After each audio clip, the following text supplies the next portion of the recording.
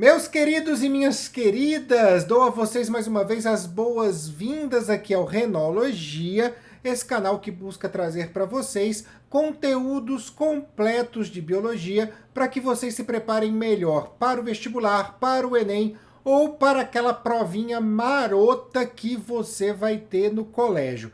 Eu sou o professor Tiago Renó e hoje nós daremos continuidade ao nosso eixo temático de ser humano, abordando o restante da anatomia e fisiologia do sistema digestório, beleza? Mas antes, duas coisinhas importantes. A primeira é que, se por um acaso um barulho de obra invadir o som do vídeo, entenda, a cidade de São Paulo não possui botão mute e estamos sujeitos a essa interferência, infelizmente. Segundo, é o nosso ritual padrão, certo? Então, se você é novo ou nova por aqui, seja muito bem-vindo, seja muito bem-vinda. Aproveite e inscreva-se no canal, ative o sininho das notificações, dê o seu like maneiro para ajudar o canal a crescer, dá uma olhadinha, inclusive, se você já é inscrito, se realmente a inscrição está feita, porque o YouTube, com aquela sua mania, começou a desinscrever algumas pessoas. E assim, eu tenho poucos inscritos, mas eles são muito valiosos para mim, gosto muito deles, estão guardados aqui. Beleza? Então, pega papel e caneta, porque é hora do estudo.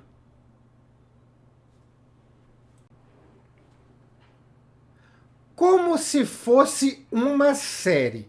No último episódio de Renologia, nós vimos a digestão que acontece da boca até o estômago. Na boca, nós vimos o processo de mastigação, a ação da amilase salivar e a transformação do alimento em bolo alimentar. Depois nós vimos o esôfago, por peristaltismo, encaminhar o bolo alimentar até o estômago, e no estômago nós vimos a ação do suco gástrico, que é rico em ácido clorídrico e em pepsina, que é uma enzima que vai começar a digestão das proteínas. Vimos também que a mistura do bolo alimentar com o suco gástrico dá origem ao quimo, e o quimo vai ficar no piloro, que é a porção final do estômago, durante 2 a 4 horas. E durante essas 2 a 4 horas, a digestão das proteínas vai ser feita, e quem impede que esse quimo vá para o intestino delgado, que é o próximo órgão do tubo digestório, é o esfíncter pilórico. Aí, parceiro, vai ter que esperar 2 a 4 horas na fila, não pode entrar não. Para conseguir uma mesa são 2 a 4 horas na fila, então pode voltar para o seu lugar porque aqui não tem VIP não. Quando o esfíncter pilórico se abre, nós teremos então o quimo ganhando o intestino delgado, que é um tubo de 5 a 7 metros dividido em 3 partes. A primeira e menor delas é o duodeno, com mais ou menos 25 centímetros, a segunda é o jejuno e a terceira é o íleo. Nós vamos observar que durante toda a extensão do intestino delgado, nós teremos a sua parede interna caracterizada por vilosidades e por pregas. Essas vilosidades elas são fundamentais para aumentar a superfície de contato, já que no intestino nós temos uma grande quantidade de absorção de nutrientes. Eu trouxe inclusive uma imagem para vocês para demonstrar como isso funciona na prática. Eu tenho aí um epitélio de superfície lisa e um epitélio de superfície preguiada. Se eu fizer um corte de 2 centímetros em ambos os epitélios, eu vou perceber que a minha superfície no epitélio de superfície lisa é só aqueles 2 centímetros e pronto. Então é isso que eu tenho para poder fazer a absorção. Se eu olhar para o preguiado, eu vou perceber que eu tenho mais que os 2 centímetros do corte. Tanto que se eu esticar esse epitélio, eu vou ter aí 4, 5, 6 centímetros. Ou seja, eu duplico, triplico a minha superfície de contato. Então eu aumento a minha capacidade de absorver os nutrientes. E isso para o intestino é fundamental. Beleza? Bem, o quimo chegando no duodeno, então, na primeira porção do intestino delgado, vai receber 2 secreções, o suco pancreático e a bile. Quem vai despejar essas 2 secreções no duodeno para misturar com quimo é um esfíncter chamado esfíncter de Oddi. Mas por trás dele está toda uma estrutura que coleta essas duas secreções. Aí nós vamos observar que para a bile, que vem do fígado, nós teremos o ducto hepático direito e o ducto hepático esquerdo se unindo do ducto hepático comum, que vai levar então para uma estrutura chamada ampola de Vater, essa bile, e quem leva é um cano chamado colédoco. O colédoco tem uma bifurcação que é o que vai levar para a vesícula biliar. Então a gente tem toda essa estrutura para a coleta da bile. Já a ampola de Vater também vai se unir ao ducto pancreático. E o ducto pancreático, obviamente, vai coletar o suco pancreático. Chegaram os dois na ampola de Vater, o esfíncter de Oddi abre e aí ele vai misturar, vai lançar no quimo, lá no duodeno, essas duas secreções. É importante dizer também que a parede do intestino, quando esse quimo chega no duodeno, ela produz hormônios, tá? 3 hormônios fundamentais. O primeiro deles é o que nós conhecemos como enterogastrona. Tá? A enterogastrona ela vai entrar na corrente sanguínea e vai até o estômago para dizer para o estômago que já deu, que não precisa mais preparar suco gástrico e ele pode então descansar. Isso é fundamental porque como o suco gástrico tem uma grande quantidade de ácido clorídrico, ele pode lesar a parede estomacal caso o estômago esteja vazio. Então é uma forma também da gente controlar e reparar prevenir qualquer dano que o estômago possa ter. Os outros 2 hormônios são aqueles que se responsabilizarão pela indução do fígado e do pâncreas na produção da bile e na produção do suco pancreático. Tá? Quem vai fazer a indução do pâncreas é o hormônio que nós conhecemos como secretina. Mesma coisa, entra, produzido pelo epitélio do intestino, entra na corrente sanguínea, vai até o pâncreas e induz o pâncreas a produzir suco pancreático para ser lançado no duodeno. Quem vai fazer na bile é o hormônio chamado colecistocinina, que vai também entrar na corrente sanguínea, vai até o fígado induzir a produção da bile e também vai atuar na vesícula biliar para que ela possa, então, soltar, né, no colédoco o seu conteúdo, a bile que ela está reservando. Tá? Esses hormônios, se a gente for juntar junto com a gastrina, que era produzida lá no estômago e nós vimos no último vídeo, são hormônios que nós chamamos de hormônios não glandulares, porque eles não são produzidos por glândulas, tá? Eles são produzidos por mucosa, por epitélio, beleza? Bem, vamos falar um pouquinho agora da bile e do suco pancreático. A bile produzida pelo fígado, ela será responsável pela emulsificação das gorduras. Se você se lembra bem da nossa aula sobre lipídios, eu estou deixando o card aqui para vocês, as gorduras são hidrofóbicas, elas não se diluem em água. E quando a bile atua nas gorduras, ela muda a sua conformação para possibilitar essa diluição. É mais ou menos o que o detergente faz naquela nossa louça engordurada. Sabe quando você acabou de fritar aquela panelada de bolinho de chuva e tá com aquela panela toda engordurada e você coloca lá o detergente e de repente aquela gordura que não se misturava com a água passou a ser solúvel e fica fácil de limpar? É exatamente o que a bile vai fazer com as gorduras que nós temos na nossa alimentação. Então ela vai ser liberada pelo fígado, tá? Diretamente no intestino delgado, no duodeno, e também vai ser liberada pela vesícula biliar, que costuma sempre armazenar um pouco daquilo que é produzido diariamente, beleza? Bem, a bile, ela tem como um dos principais componentes, um dos principais precursores da sua formação, uma substância conhecida como bilirrubina. E a bilirrubina, ela vem da quebra das nossas hemácias. Então, quando a gente teve a aula sobre sangue, que a gente falou das hemácias, né, da medula óssea e tudo mais, eu estou deixando inclusive o card aqui para vocês também, nós falamos que as hemácias duram mais ou menos 3 meses, 90 dias. Depois que esse tempo é atingido, elas são levadas ao baço e ao fígado, mas principalmente ao baço, e são quebradas. A quebra da hemoglobina que tem dentro delas dá origem a essa bilirrubina, que vai então ser utilizada pelo fígado para produzir a bile.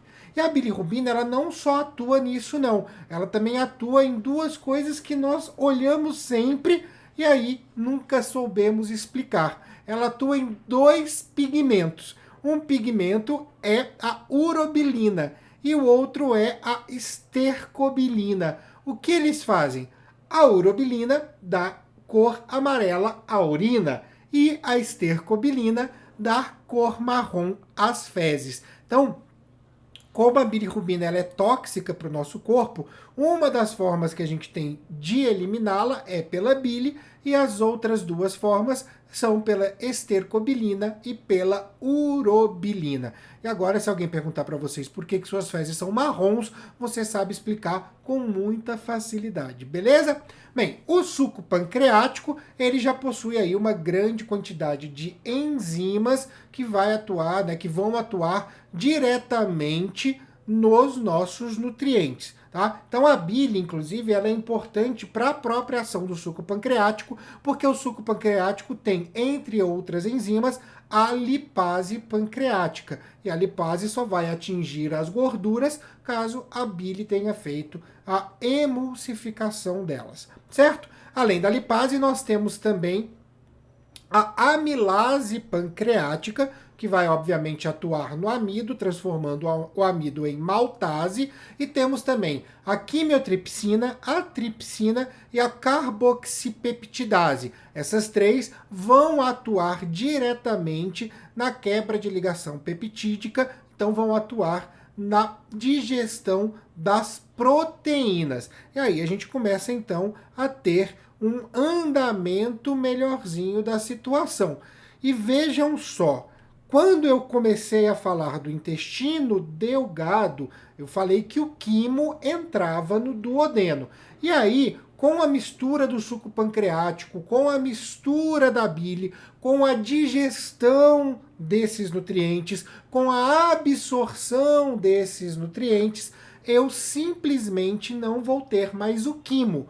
O quimo vai se transformar em uma outra massa que eu conheço como quilo, tá? Além das enzimas pancreáticas atuando no quimo para transformá-lo em quilo, eu vou ter também enzimas que são produzidas pela própria mucosa intestinal e também podem ter produção nas bactérias da flora lá no intestino grosso principalmente, mas principalmente eu vou ter elas aqui na mucosa intestinal. Quais são essas enzimas? A maltase, que vai quebrar a maltose em glicose, a lactase, que vai quebrar a lactose em glicose e galactose, eu vou ter a sacarase, que vai quebrar a sacarose em glicose e frutose, e eu vou ter também a enteroquinase, que vai atuar inclusive na ativação da tripsina, atuando no tripsinogênio.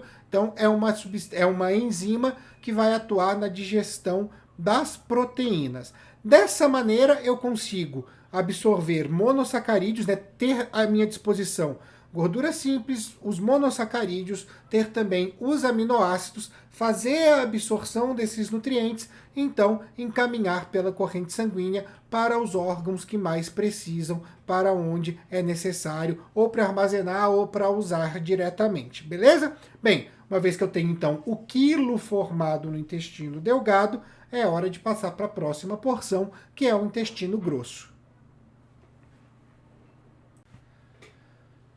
O intestino grosso é a última parte do nosso tubo digestório. Ele é dividido em seco, cólon ascendente, cólon transverso, cólon descendente, sigmoide e reto. No finalzinho do reto, nós temos lá o ânus, tá? É no intestino grosso que nós vamos ter a grande absorção, a maior parte da absorção da água que nós ingerimos e da água presente nos nossos alimentos e presente no quilo, tá? Então o quilo, quando chega no intestino grosso, ele chega praticamente líquido e aí ele vai desidratando para formar a massa fecal, tá? Para formar as nossas fezes.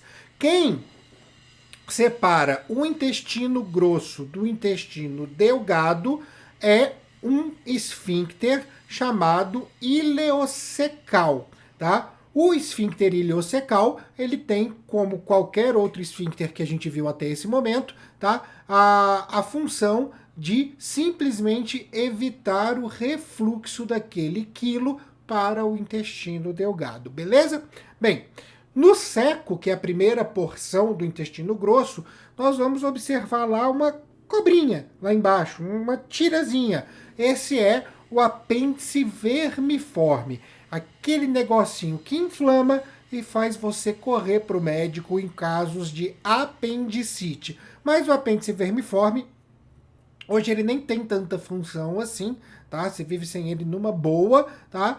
Hoje até alguns médicos dizem que a função do apêndice vermiforme é simplesmente inflamar, mas o apêndice, ele, ainda mais quando a gente não tinha o processo de cocção dos alimentos, né, de higienização, ele era importante porque ele tem uma boa reserva de células de defesa e evita, né, acabava evitando aí algumas infecções intestinais, certo? Bem, então o quilo chega no seco e começa então a passar pelo cólon ascendente, passa pelo transverso, passa pelo descendente, e à medida que ele vai andando então pelo cólon, ele vai desidratando, né? E também alguns nutrientes são absorvidos ali, alguns que são inclusive quebrados por bactérias, que são nutrientes residuais que possam estar no quilo, e aí a gente vai ter então a massa fecal produzida, que vai passar pelo sigmoide e vai ser armazenada no reto. No final do reto, nós temos o ânus, que é, na verdade, uma junção de dois esfíncteres, dois anéis musculosos, né, que separam o intestino grosso do meio externo. E aí a gente tem o esfíncter anal interno e o esfíncter anal externo. Os dois vivem lá fechadinhos para poder fazer o armazenamento das fezes.